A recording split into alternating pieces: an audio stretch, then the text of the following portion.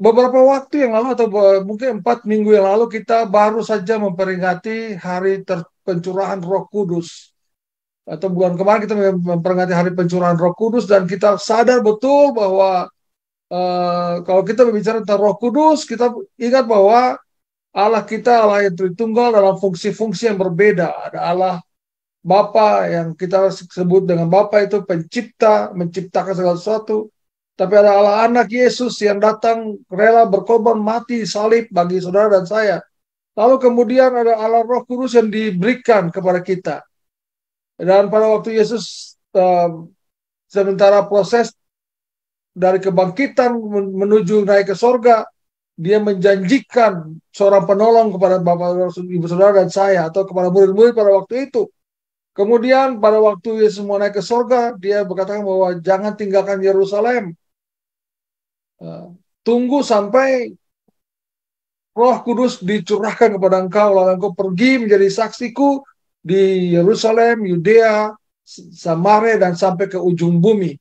Dan itu fungsi mengapa Roh Kudus harus dicurahkan, karena ada orang-orang yang percaya kepada Allah yang akan dikawal, akan dipelihara, dijaga oleh Roh Kudus itu sendiri. Dan kita tahu peristiwanya pada waktu beberapa waktu kemudian Roh Kudus dicurahkan setelah Yesus naik ke sorga. Dan murid-murid dipenuhi oleh Roh Kudus. Kisah Rasul pasal 2 mencatat di sana bahwa ada banyak orang yang sementara berkumpul di hari Pentakosta.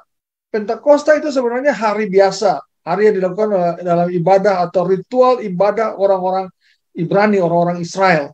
Dan Pentakosta itu bukan sebuah hal yang memang khusus bagi orang-orang yang di luar orang Israel, tapi itu harus hal biasa di mana kalau kita baca sejarah Perjanjian Lama, maka kita akan bertemu bahwa setiap hari Pentakosta ada banyak orang berkumpul di Yerusalem dari berbagai tempat datang ke sana, berkumpul di sana, kemudian mereka mempersembahkan apa yang disebut dengan buah bungaran.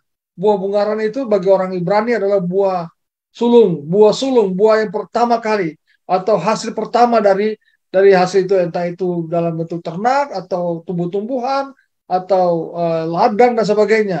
Dan ada barangkali juga ada emas, perak, ada juga barangkali mempersembahkan uang dan sebagainya. Tetapi intinya bahwa hari Pentakosta tercatat sebagai hari ritual orang Ibrani untuk berkumpul di Yerusalem 1 tahun sekali. Dan pada momentum itulah Roh Kudus dicurahkan. Dan kita tahu setelah itu Pentakosta berubah, tidak hanya bagi orang Ibrani yang melakukan setiap tahun, tetapi juga bagi orang percaya kepada Yesus, bahwa Pentakosta itu memperingati tercurahnya Roh Kudus. Nah, pertanyaan saya bagi kita kan, kira-kira apa fungsi Roh Kudus diberikan kepada saudara dan saya? Dan apa yang akan terjadi dengan kita kalau Roh Kudus dicurahkan? Kenapa kita tidak hanya percaya saja kepada Allah yang sudah ada, Yesus atau Allah Bapa? Tapi kenapa kita perlu Roh Kudus lagi? Efesus pasal 5 ayat 18 akan menjadi renungan kita pada sore hari ini, atau pembelajaran kita pada sore hari ini. Efesus 5 ayat 18. Saya akan bacakan untuk kita semua. Efesus 5 ayat 18. Dan janganlah kamu mabuk oleh anggur, karena anggur menumbuhkan hawa nafsu, tetapi hendaklah kamu penuh dengan roh. Ini terjemahan dalam bahasa Indonesia. Terjemahan, kalau saya memakai terjemahan diterjemahkan dari bahasa teks aslinya, dikatakan demikian. Janganlah mabuk dengan anggur, karena itu sebuah pesta pora. Tapi penuhilah dirimu atau isilah dirimu dengan roh. Itu kata yang paling penting, itu menarik sekali. Bapak Ibu Saudara terkasih dalam Tuhan, kalau saya mau mencoba mengeksplor sedikit satu ayat ini yang satu ayat saja, tetapi saya mau mengeksplor sedikit supaya kita bisa melihat kira-kira seperti apa maksud daripada ayat ini. Dikatakan di sana bahwa supaya kamu diisi, dipenuhi dengan roh. Kata diisi atau dipenuhi itu sebuah kata kerja yang dalam teks Yunani disebut present tense, yang berarti melakukan secara teratur dan dilakukan berulang-ulang kali. Ya, sesuatu yang dilakukan secara teratur dan dilakukan berkali-kali. Itu kata diisi. Artinya, tetapi dipenuhilah dengan roh. Artinya kita dikatakan di sini bahwa kamu harus, saudara saya harus secara teratur diisi oleh Roh Kudus dan terus menerus. Kemudian kata kerja dipenuhi atau diisi itu juga kata kerja yang artinya sebuah perintah imperatif, yang berarti tidak, bukan saran. Saran itu seperti begini, nanti ya kamu tolong diisi oleh, kamu tolong mengisi air misalnya, atau kamu dipenuhi oleh, memenuhi air gitu. Tapi ini sebuah perintah. Perintah adalah isilah gitu ya, penuhilah. Itu kata perintah, present imperatif ya. Jadi sebuah kata kerja perintah yang bukan saran. Jadi ini tidak bisa ditolak, harus dilakukan. Ini wajib, hukumnya wajib. Jadi bukan hukumnya pilihan, atau kalau dalam kita pakai istilah ke saudara sepupu kita itu hukum sunnah gitu ya. Tetapi kita adalah wajib, harus dilakukan karena ini perintah wajib, tidak ada pilihan. Dan yang dikatakan di sini kata kerja diisi atau dipenuhi itu ternyata kata kerja pasif. Yang punya arti adalah bahwa perintah itu diberikan kepada kita dan Allah sendiri yang harus memenuhi itu. Jadi kita lihat menarik di sini bahwa mengatakan janganlah kamu mabuk dengan anggur karena itu pesta pora, tetapi isilah atau penuhilah dengan roh. Perintah yang dan diisi oleh Allah sendiri. Ya kita harus menunggu Allah mengisi kita. Ya kita menempatkan diri kita di luar sana lalu kita dipenuhi. Tetapi kemudian kita harus percaya kepadanya untuk memenuhi kita. Jadi itu arti dari bagian Efesus 5 ayat 18 ini. Kita ada di sana, kita diharapkan supaya kita dipenuhi, tapi kita juga punya keyakinan bahwa, atau percaya bahwa dia itu Allah memenuhi kita. Itu segitu explore dari Efesus pasal 5 ayat 8 ini, 18 ini. Kalau begitu pertanyaannya adalah kepada kita, bagaimana atau mengapa kita harus dipenuhi Roh Kudus? Dan ada 7 hal. Wah, ini luar biasa, ini 7. Saya jarang sekali khotbah dengan poin dan bayang, tapi saya mau mencoba untuk merangkum ini bagi kita semua pada sore hari ini atau malam hari ini. Ada 7 hal yang bisa kita catat sebagai bagian penting bagi kita sebagai orang percaya. Yang pertama, kita membutuhkan bantuan Roh Kudus. Yang pertama, kita membutuhkan bantuan Roh Kudus. Mengapa kita perlu dipenuhi Roh Kudus? Kita ingat cerita pada waktu Yesus mau naik ke surga, waktu Yesus sudah berjanji kepada murid-muridnya bahwa dia akan pergi, dia harus melalui jalan salib, Golgota, lalu mati, kemudian akan bangkit dan naik ke surga. Murid-muridnya merasa bahwa, waduh, akan ada terjadi goncangan besar. Akan ada terjadi goncangan besar. Lalu apa yang terjadi dengan mereka? Mereka mulai bertanya, lalu siapa yang akan mendampingi kami? Kita mengerti bahwa ada 11 murid yang setia dan ada 1 murid yang mengkhianat. Tetapi mereka mulai bingung, siapa yang akan mendampingi mereka di bumi ini? Kita baca Yohanes pasal 14 ayat 26. Ini ayat yang menarik pada waktu diberikan kepada murid-murid jauh sebelum Yesus ditangkap, disalib, mati, lalu kemudian bangkit dan naik ke surga. Di Yohanes 14 ayat 26, ini ayat bagi kita semua.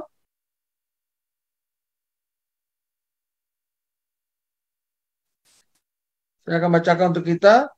Bapak Ibu sudah lihat di situ, tapi saya ingin membacakan untuk kita, baca dari Alkitab yang ini.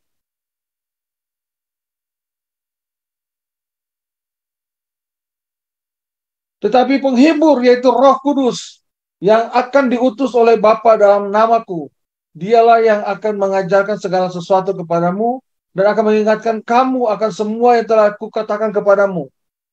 Bapak Ibu Saudara terkasih dalam Tuhan, dikatakan bahwa penghibur, yaitu parakletos, itu kata dipakai. Kata parakletos itu pendamping, advokat. Barangkali kata yang tepat, advokat, pendamping. Jadi Roh Kudus itu pendamping kita. Jadi akan membantu saudara, Bapak Ibu Saudara dan saya. Kita sangat membutuhkan bantuannya. Dikatakan di sana bahwa yang akan diutus oleh Bapa yang dalam namaku, dialah yang akan mengajarkan segala sesuatu kepadamu. Jadi hari ini kita dengar khotbah lewat online maupun yang ada di CKF di Makassar. Tetapi khotbah ini Bapak Ibu tidak bisa mengerti apa-apa. Dan saya pun kadang kurang paham. Tapi ada Roh Kudus yang akan menolong kita. Maka itu dikatakan tadi dalam doa saya, buka hati pikiran kita, akal budi kita. Karena waktu kita membuka hati, Roh Kudus mengintervensi masuk. Dan dia menolong kita. Roh Kudus itu akan diutus oleh Bapa untuk mengajarkan segala sesuatu kepada saudara dan saya. Mengajarkan segala sesuatu apa saja. Kita baca Alkitab, kalau Bapak Ibu Saudara baca Alkitab tiap hari, ada hal yang kita tidak paham, ada hal yang kita tidak mengerti. Kita barangkali bisa cari referensi-referensi. Kita bisa cari saja, kalau misalnya kita saat teduh, atau kita ada komsel, atau kelompok kecil, apa saja kita buat, kalau kita bingung, kita bisa cari kamus, kalau bahasa dan berhubungan dengan literasi, kita cari kamusnya. Kita cari buku-buku yang menolong kita kalau bicara tentang arkeologi, geografi, dan sebagainya. Tapi itu ada hal-hal yang kita tidak paham, tidak mengerti sama sekali. Dan bukan hanya Bapak Ibu saja, tapi saya juga bisa kadang-kadang seperti itu. Seperti kehilangan arah. Lalu kita harus merenungkan sebentar, menunggu sebentar waktu. Diamkan diri sebentar. Lalu kita akan mendengar suaranya kepada saudara saya. Yang suaranya yang begitu lembut dan halus. Diam sekali. Kemudian kita punya pengertian yang pasti. Dan itulah fungsinya. Bahwa dia akan membantu kita. Helper. Roh Kudus itu disebut helper bagi saudara kita dan Bapak Ibu Saudara saya. Dan dia akan membantu kita. Itu hal yang pertama, bahwa Roh Kudus akan menolong kita dan membantu kita pada waktu kita tidak mengerti apa-apa. Pengajaran-pengajaran yang sulit, kita ditolong oleh Roh Kudus. Kemudian apalagi dikatakan bahwa selain pengajaran yang sulit juga dibicarakan di sana di pasal 14 itu, bahwa Roh Kudus akan menolong Bapak Ibu Saudara dalam menjalani hidup kita. Dia akan menolong Bapak Ibu Saudara dan saya, karena kita tidak punya arahan kecuali dari Roh Kudus. Semua yang telah kukatakan kepadamu. Banyak hal yang kita baca, lalu kita diminta oleh Yesus untuk melakukan itu. Dan kita tidak tahu bagaimana caranya. Tapi Roh Kudus siap untuk membantu kita. Nah, kadang-kadang kita bisa menolak dia. Kadang-kadang kita bisa menolak dia, Roh Kudus. Dalam situasi tertentu, ada suara yang kuat dalam hati saya untuk melakukan hal yang ini dan ini tidak boleh. Tapi kadang-kadang kita menolak. Atau kita mengambil jalan kita sendiri. Bapak Ibu Saudara, Roh Kudus diberikan untuk membantu Bapak Ibu Saudara dan saya. Untuk mengerti firman lebih jelas. Untuk memahami kehidupan kita hari ini. Untuk mengambil keputusan-keputusan yang sangat penting, kita sangat membutuhkan Roh Kudus. Dan itulah fungsinya.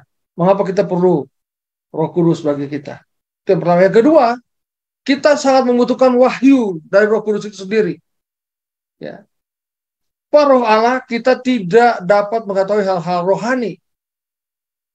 Paulus memberitahukan kepada kita bahwa tidak seorang pun mengerti pikiran Allah kalau tidak ada Roh Allah.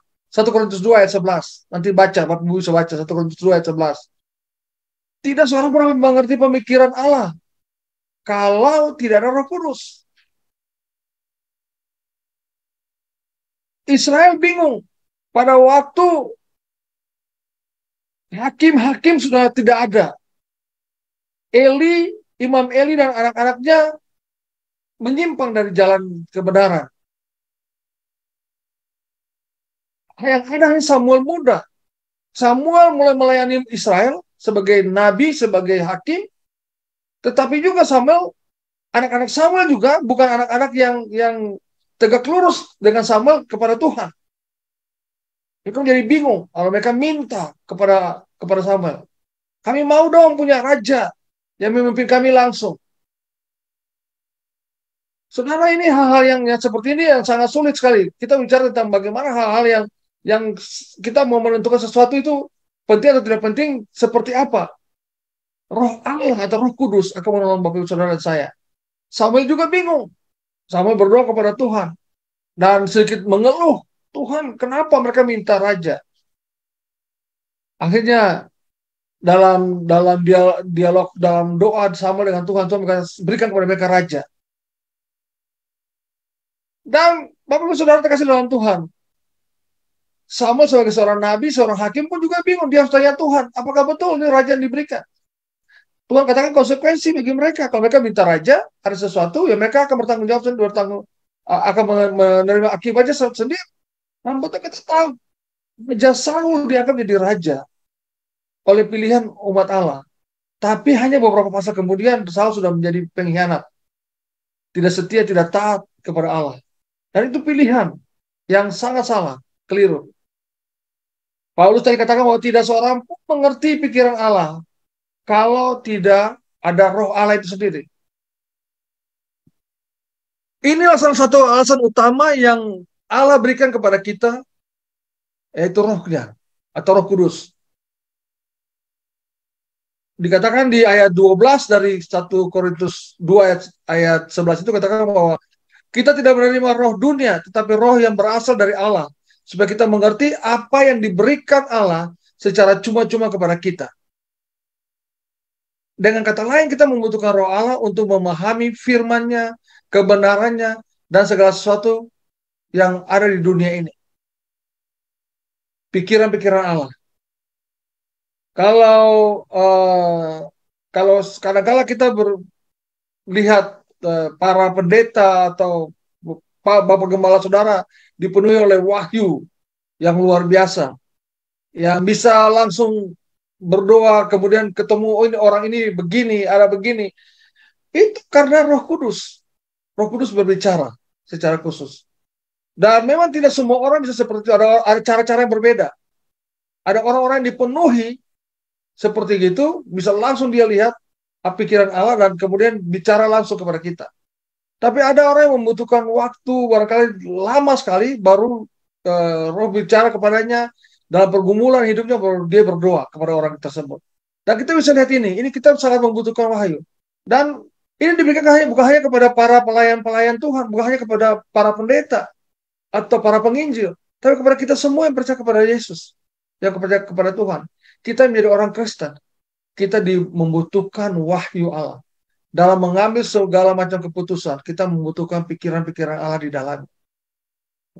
Dalam rumah tangga misalnya, memutuskan anak untuk sekolah saja, itu kita membutuhkan intervensi Allah di dalamnya. Kadang-kala kita pilih yang salah.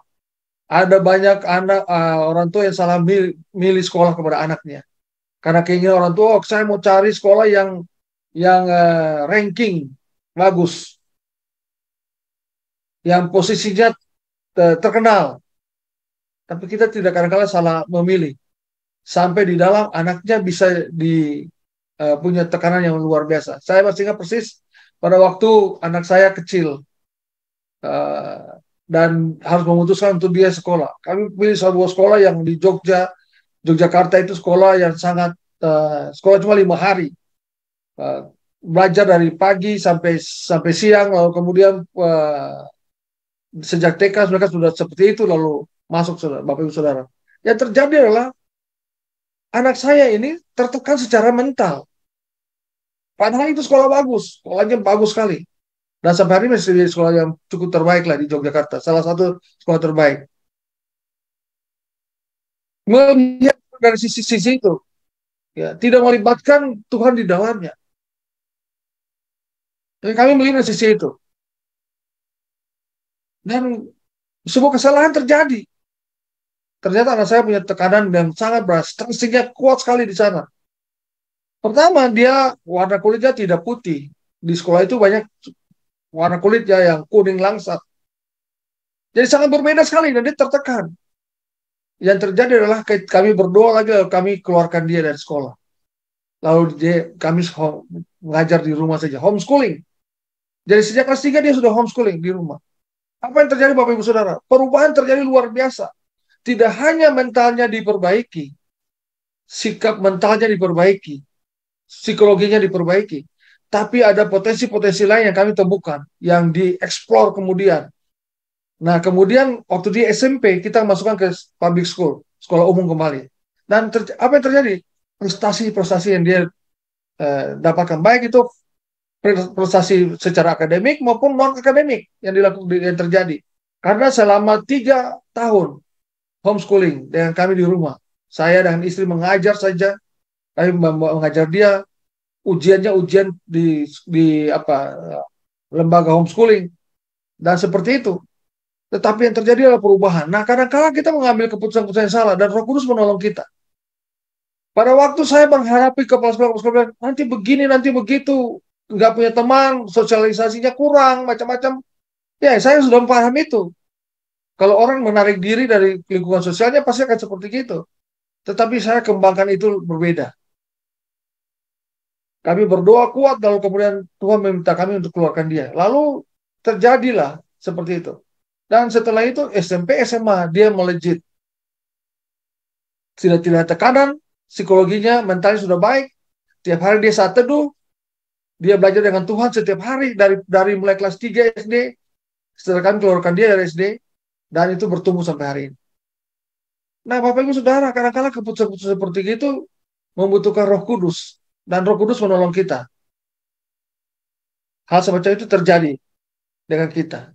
Kemudian kita juga membutuhkan hikmat, atau Roh Kudus menolong kita untuk mengerti hikmat Tuhan.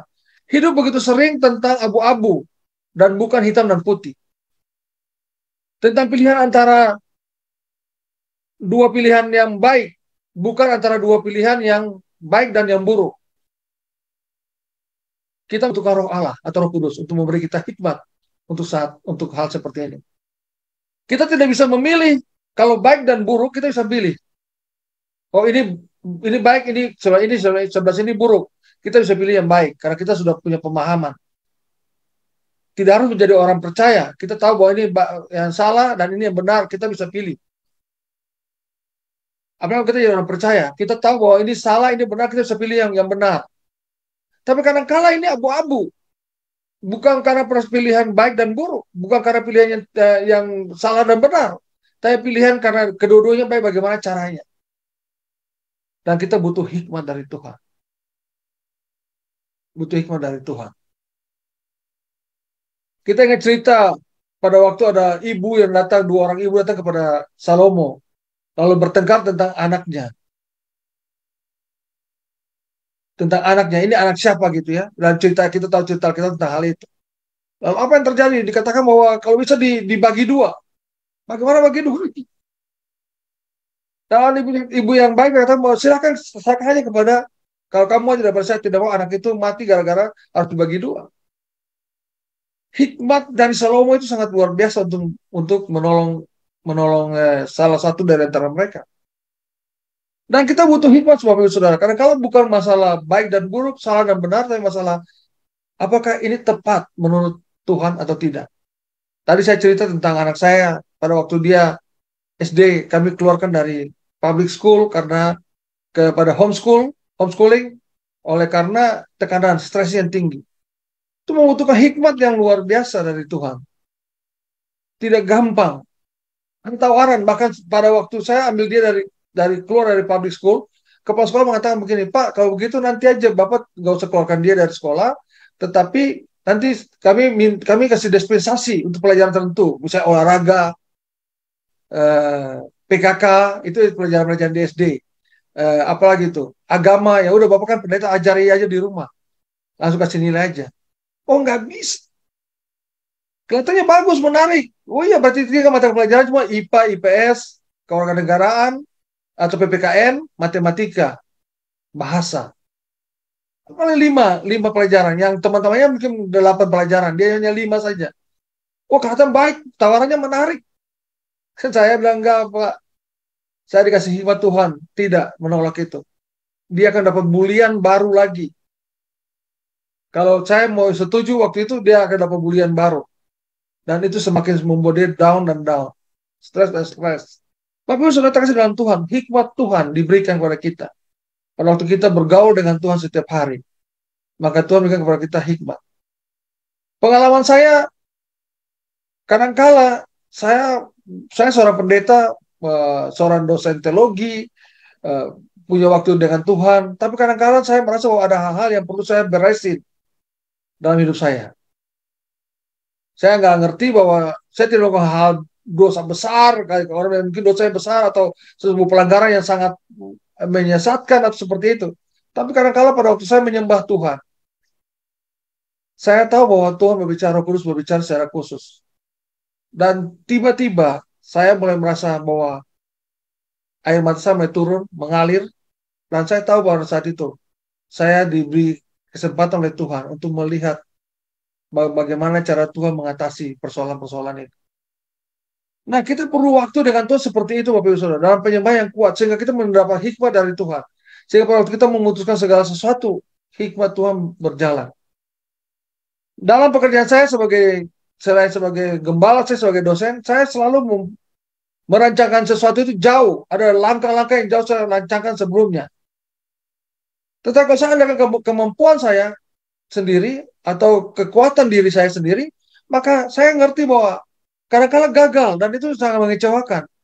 Tapi kalau saya libatkan Tuhan di dalamnya, saya berdoa dahulu, saya siapkan semua segala sesuatu dulu, baru saya merancang segala sesuatu di depan, maka yang terjadi adalah hasilnya sangat membanggakan. Dan Tuhan selalu menolong dari sisi seperti itu. Kita sebagai orang percaya, hal yang ketiga yang harus kita perhatikan adalah bahwa kita butuh hikmat Tuhan.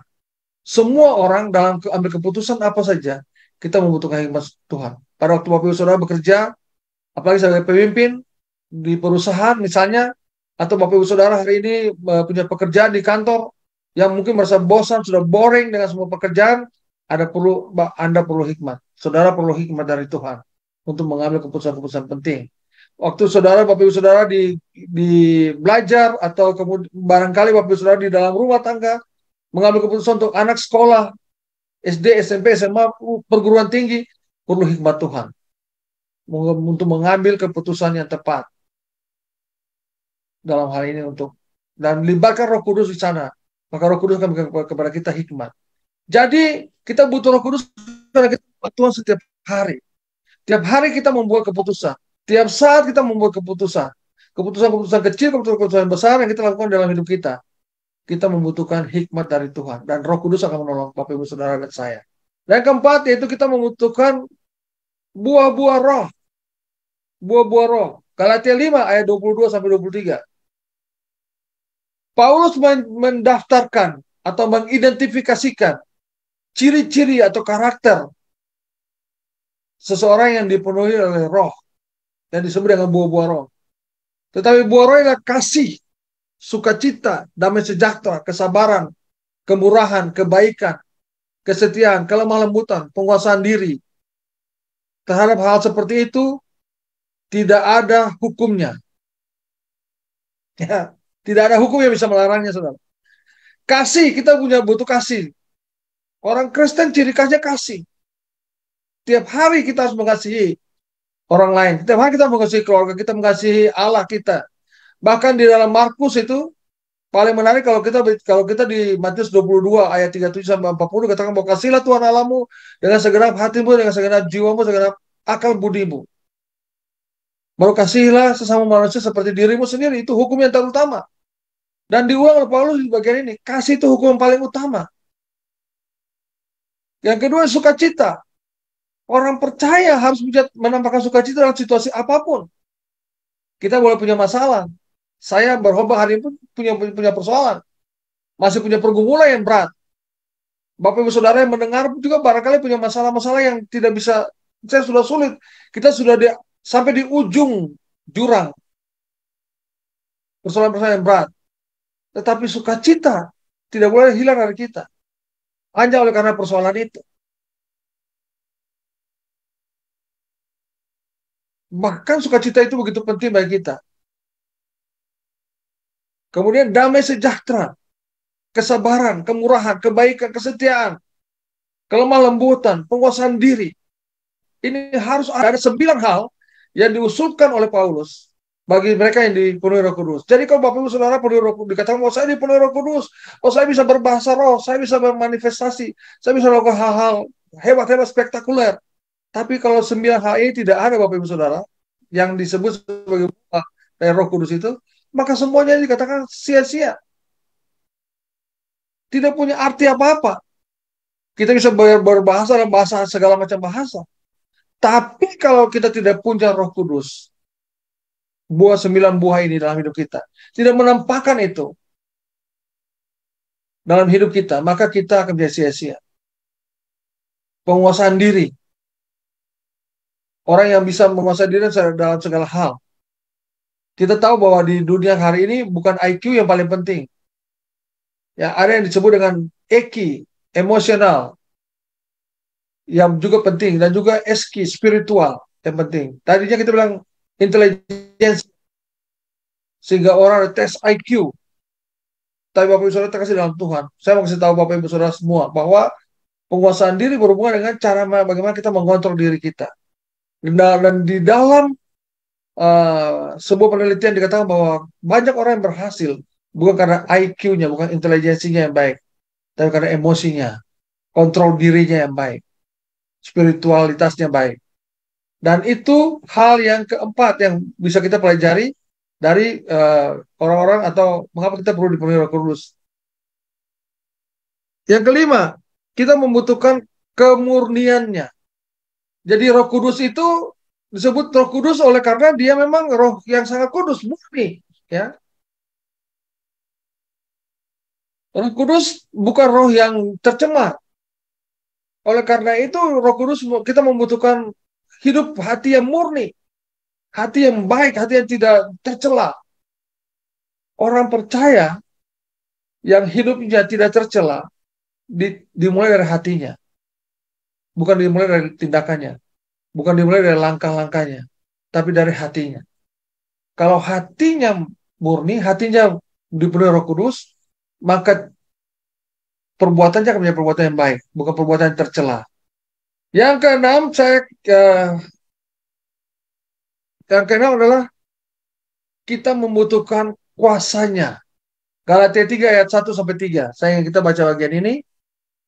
Galatia 3 ayat 1 sampai 3. Hai orang-orang Galatia yang bodoh, siapakah yang telah mempersona kamu?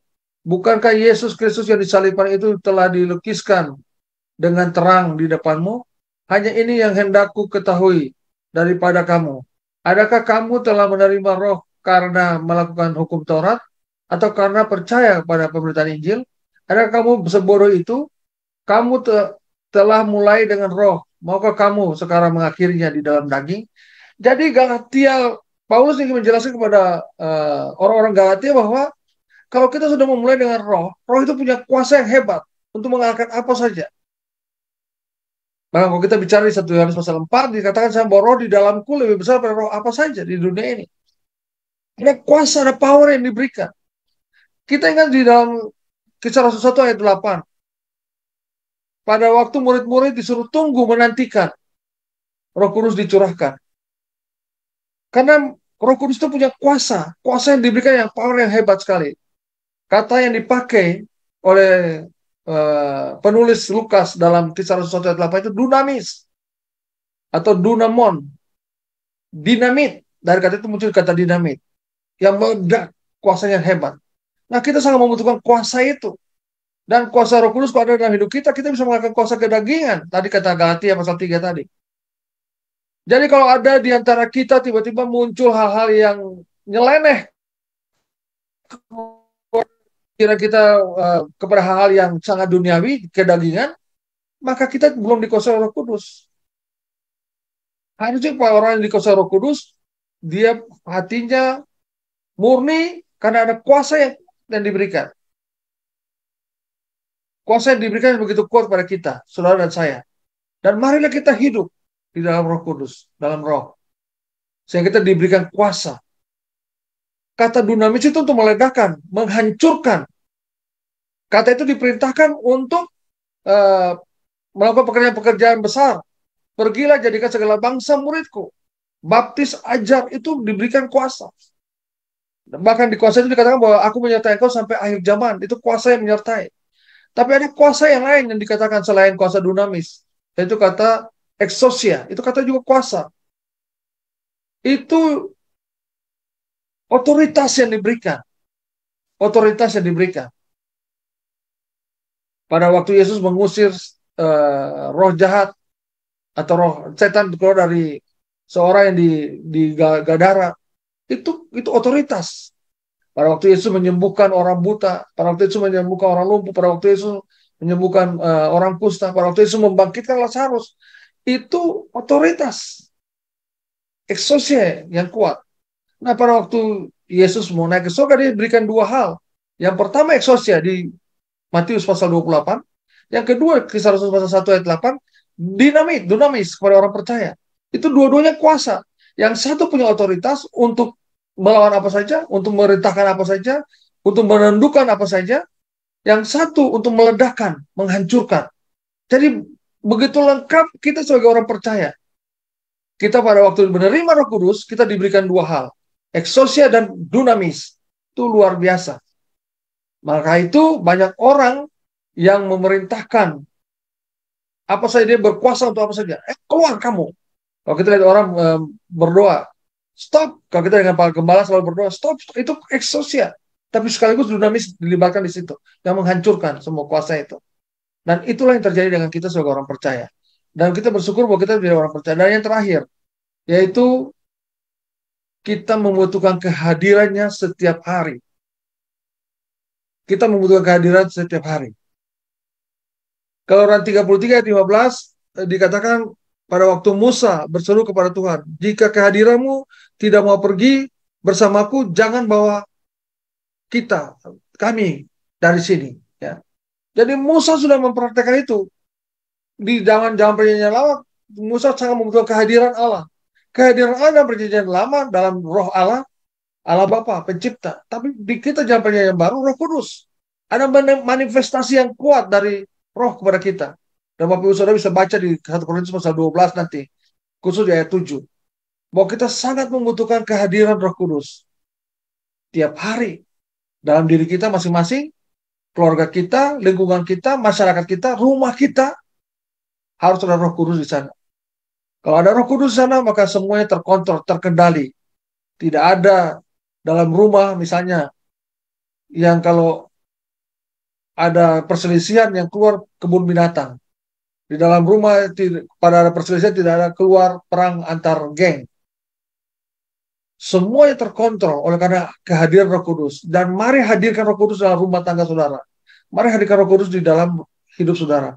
Mari hadirkan Roh Kudus dalam pekerjaan saudara, dalam pelayanan saudara, dalam apa saja yang kita kerjakan. Kalau hal ini terjadi, maka dampaknya adalah kesejahteraan, kedamaian yang diberikan, yang berdampak kepada lingkungan kita. Keharmonisan terjadi di dalam rumah, di dalam lingkungan yang dimana kita berada. Kita menjadi berkat bagi orang lain. Sama seperti kata Yesus, kota yang di atas gunung akan terlihat pada malam hari. Karena dia bercahaya dengan luar biasa. Itulah yang paling penting bagi kita sebagai orang percaya. Mari, Bapak Ibu Saudara kasih dalam Tuhan, libatkan Roh Kudus dalam hidup saudara dan berdampaklah bagi dunia ini. Dunia sudah rusak sejak dulu, tetapi dunia membutuhkan orang-orang yang diperbaiki oleh Roh Kudus dari hari ke hari. Lalu kita berdampak menjadi sinar terang, menjadi garam, menjadi berkat, menjadi panutan bagi dunia ini. Dimanapun saudara berada, entah itu di sekolah, di kampus, di gereja, di lingkungan masyarakat, di tempat-tempat kerja, tempat-tempat usaha, saudara, dimanapun Anda berada, jadilah orang yang berdampak oleh karena Roh Kudus tinggal dalam hidup kita. Haleluya. Amin. Mari kita berdoa. Bapa di surga, terima kasih sore ini dan malam ini untuk lawatan Tuhan bagi kami. Kami belajar, kalau kami dipenuhi Roh Kudus, maka ada hal-hal yang penting. Kami harus berdampak kepada dunia ini. Roh Kudus menolong kami untuk diberi hikmat, marifat dari Tuhan, wahyu dari Tuhan. Dan juga Roh Kudus menolong kami supaya kami pergi keluar, menjadi berkat, menjadi terang, garam, teladan, panutan bagi banyak orang lain, bagi banyak orang dunia. Terpujilah Engkau Bapa di surga. Terima kasih hari ini untuk lawatan bagi kami. Hamba sudah selesai berbicara, tapi Roh Kudus tetap tinggal diam. Karena tugas Roh Kudus-Mu adalah untuk mengartikan semua pengajaran bagi kami. Dalam nama Yesus, saya berdoa. Haleluya. Amin.